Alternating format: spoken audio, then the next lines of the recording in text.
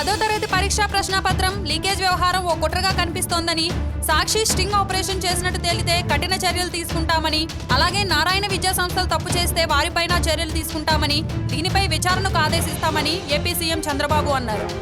ప్రశ్నపత్రం leakage వ్యవహారంలో ఎవరిని కాపాడాల్సిన అవసరం తనకు లేదన్నారు. నేను చండశాసనుడిగా ఉంటానని గురువారం శాసనసభలో 10వ తరగతి ప్రశ్నపత్రం లీకేజ్ వ్యవహారంపై జరిగిన చర్చలో చంద్రబాబు పేర్కొన్నారు. ప్రభుత్వంలో ఎవరు తప్పు చేసినా ఊరుకునేది లేదని, ఆధారాలు ఉంటే ఇవ్వాలని, అరెస్ట్ చేస్తామని అన్నారు. అలాగే స్ట్రింగ్ ఆపరేషన్ జరిగిందనే అనుమానం వస్తోందన్నారు. ఆ కోణంలోనూ దర్యాప్తు చేస్తామన్నారు.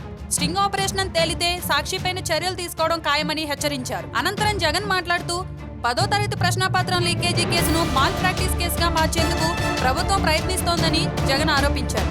శాసనసభలో జగన్ ఈ అంశంపై మాట్లాడారు. మంత్రి నారాయణను కాపాడేందుకు చంద్రబాబు ప్రయత్నిస్తున్నారని ఆరోపించారు.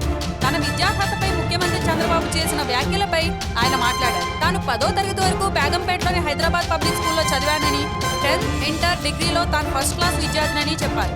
చంద్రబాబు లాగా ఎంఫిల్ చేయకుండానే చేసినట్టు తాను చెప్పుకోవడం లేదని ఆయన మండిపడ్డారు. చంద్రబాబు అంత దారుణంగా ఇంగ్లీష్ ఎవరూ మాట్లాడరని, తెలంగాణ మంత్రి కేటీఆర్ కూడా ఇదే విషయాన్ని ఓ సందర్భంలో చెప్పారని జగన్ ఎద్దేవా చేశారు. ఇంత దారుణమైన ఇంగ్లీష్ మాట్లాడే వ్యక్తి ఒక్క చంద్రబాబేనని కేటీఆర్ అన్నారని ఆయన తెలిపారు. అంతకు ముందు చంద్రబాబు మాట్లాడారు. తమ ప్రభుత్వమే మొదటిసారి 10వ తరగతి పరీక్షల్లో జంబ్లింగ్ పద్ధతి తీసుకొచ్చిందని, ఆ పద్ధతిపై ప్రతిపక్ష పార్టీ సభ్యులకు కనీస అవగాహన కూడా లేదన్నారు. జగన్ ఎప్పుడూ పరీక్షలు రాయలేదేమోనని చంద్రబాబు ఎద్దేవా చేశారు. అందుకే పరీక్షల విధానం గురించి ఏమీ తెలియకుండా మాట్లాడుతున్నారన్నారు. అసలు జంబ్లింగ్ అంటే ఏంటో మీకు తెలుసా అని వైసీపీ సభ్యులను చంద్రబాబు ప్రశ్నించారు.